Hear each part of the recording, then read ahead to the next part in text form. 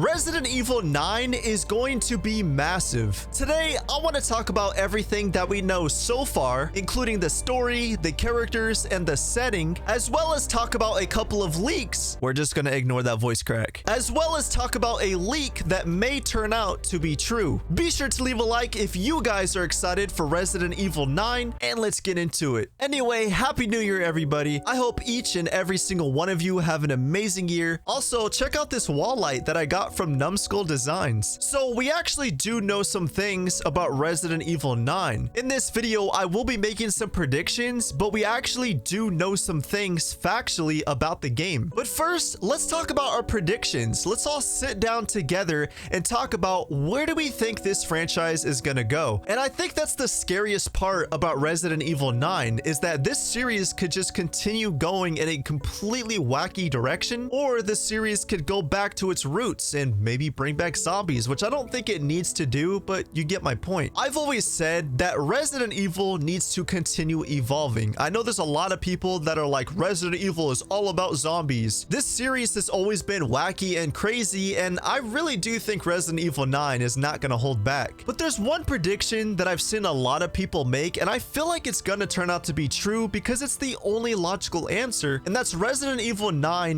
needs to continue where Village left off. This franchise has a terrible reputation of ending a game on a quote-unquote cliffhanger and then never bringing it up again. I'm looking at you, Resident Evil Revelations. I feel like the only logical direction to take this story is continue Chris's story where he, invades the BSAA headquarters and he cracks it down and he tries to figure out why is the BSAA sending out bioweapons, the organization that has always been against them. And that leads us into the characters. What characters are going to be featured in RE9? Well, there was a leak a long time ago where somebody came out and said, well, Jill is going to be in the game and Chris is going to be in the game. And we don't know that, but I think a lot of us can confidently say that we want that. Jill has not been in a mainline Resident Evil game since Resident Evil 5. I just feel like it would be so awesome to have Chris and Jill kind of team up together and invade this headquarters and maybe find out that it's a lot bigger of a problem than they think. Now, let's say that RE9 does feature co-op. This is gonna bring up a really big issue, and that's, should RE9 be in first person or third person? Now look, you guys are gonna tear me apart for this, but hear me out. I think RE9 should be in first person. Now, not because 7 and Village were in first person, I just feel like,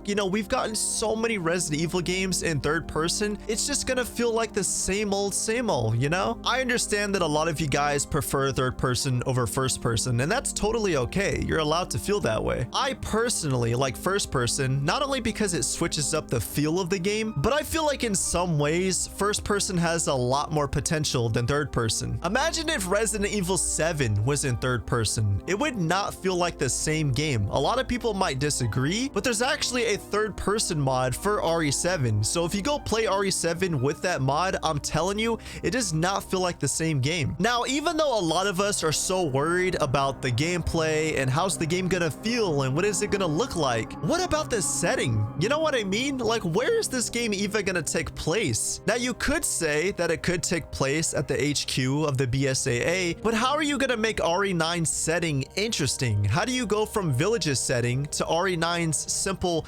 headquarters? Oh, and we gotta talk about this. So this is the castle from Resident Evil Village, right? We're here in Village, in the castle. I mean, just look at this. This is one of the best looking buildings in the entire franchise. I mean, this castle is gorgeous. It is absolutely stunning. I mean, the interiors, the design, I mean, Capcom, they really nailed it here. But this castle had so much wasted potential. Like, yeah, sure, we got to go back through it in Shadows of Rose, but I just wish Village would have taken the time to just make the castle the central part of the game. I kind of wish that instead of multiple locations, we just spent time in the castle. I feel like that would have been so much better. There were some leaks that I talked about in the past. Again, they're just leaks, so take them with a grain of salt. But somebody came out and said that RE9 could potentially take place in some sort of Silent Hill type city, or maybe even a town where it's like a small town and it's all foggy and there's forest and there's going to be rainstorms, and it was crazy. Now, even if those leaks are fake, I actually want that. I mean, imagine Resident Evil 9 having a forest location where it's rainstorming, so it's windy,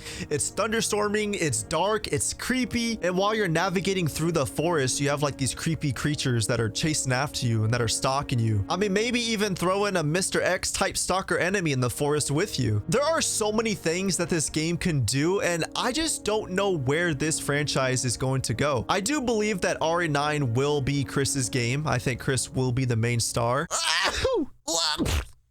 Thank you. But we also have to remember one thing. RE9 is apparently Capcom's most ambitious RE game. This article came out 3 years ago, which is crazy to think about, but it says Resident Evil 9 has been in development since 2018. Capcom began work on Resident Evil 9 in late 2018, though fans should not expect the title to hit stores until at least 2024, which I don't think it's coming out this year. 2025 is my best guess. But that would mean that RE9 has been in development for about 5 to 6 years. And I find these two tweets very interesting because Dust Golem said that at one point there were multiple, and I mean multiple RE games in development at the exact same time, which I'm not surprised. I've said that numerous times on the channel because that's just how Capcom works. They don't work on 1 or 2 games at a time. I mean, they go crazy with their development teams. Dusk also said that don't expect RE9 anytime before 2024. Some people have commented on my videos in the past saying that, well, what if RE9 brings back Rose? What if they continue the Winter story? But I think the whole point of Shadows of Rose was to conclude her story. And for anybody who may have any doubts, well, Capcom came out and they said it themselves. This article right here from PC Games says that Resident Evil 9 will not focus on Ethan or Rose. Capcom told IGN that they were creating the Shadows of Rose story to conclude the Winter saga. I mean, with the RE4 remake being so successful, there were a lot of new mechanics in that game that I think could see a return in RE9. And we know for a fact that this is Capcom's most ambitious RE game that they've ever created. And even if we don't know a whole lot about Resident Evil 9 so far, from the bit of information that we do know, it is clear as day that this is going to be a massive game. Is it going to be bigger than Resident Evil Village? Well, I guess we'll have to wait and find out. But that is everything that we know about Resident Evil 9 so far. Be sure to comment your predictions for RE9 down below. Subscribe if you're new around here to stay up to date on all Resident Evil news, and I will catch all of you in the next one.